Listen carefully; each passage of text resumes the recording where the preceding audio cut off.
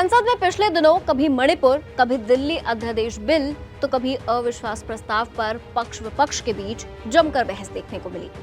लेकिन अब संसद के मॉनसून सत्र में एक और नया बिल आ गया है, जिससे विपक्ष बेहद नाखुश दिखाई दे रहा है। विपक्षी दलों के मुताबिक chief election commissioner and other election commissioners appointment service conditions and tenure bill 2023 सरकार की योजना का एक हिस्सा है, जिसका उद्देश्य सुप्रीम कोर्ट के एक फैसले को बदलना और चुनाव आयोग पर नियंत्रण पाना है। ऐसे में मॉनसून सत्र के दौरान दिल्ली सर्विस बिल और अविश्वास प्रस्ताव के बाद एक और शक्ति परीक्षण का मुद्दा सदन के अंदर उठ सकता है। आखिर ऐसा इस नए बिल में है क्या? चलिए आपको बताते हैं सब कुछ डिटेल में।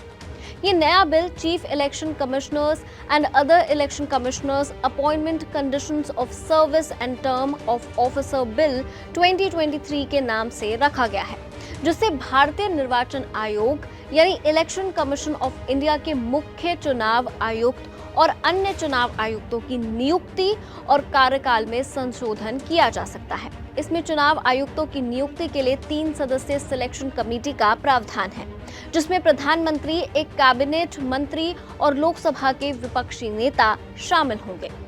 लेकिन इस बिल पे विवाद का कारण क्या है? दरअसल सरकार ने बिल सुप्रीम कोर्ट के 2 मार्च 2023 को दिए गए आदेश के तहत पेश किया है।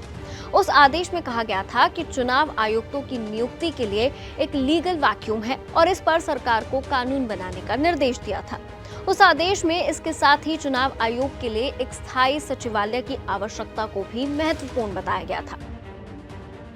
लेकिन अब सवाल ये उठ रहा है कि अगर सुप्रीम कोर्ट के आदेश पर बिल लाया गया है तो इस पर विवाद क्यों हो रहा है? दरअसल इस बिल में कुछ बदलाव किए गए हैं। सुप्रीम कोर्ट की संवैधानिक पीठ ने आदेश में कहा था कि मुख्य चुनाव आयुक्त का चयन करने वाली समिति में प्रधानमंत्री, भारत के मुख्य न्यायाधीश यानी चीफ जस्टिस ऑफ इंडिया और लोकसभा में नेता विपक्ष को रखा जाएगा।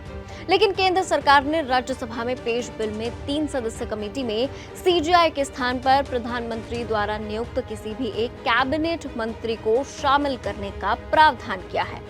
अब विपक्ष का आरोप है कि सरकार ने बिल में ऐसा प्रावधान डालकर दिया है जो उनके अधिकारों को कमजोर कर देगा।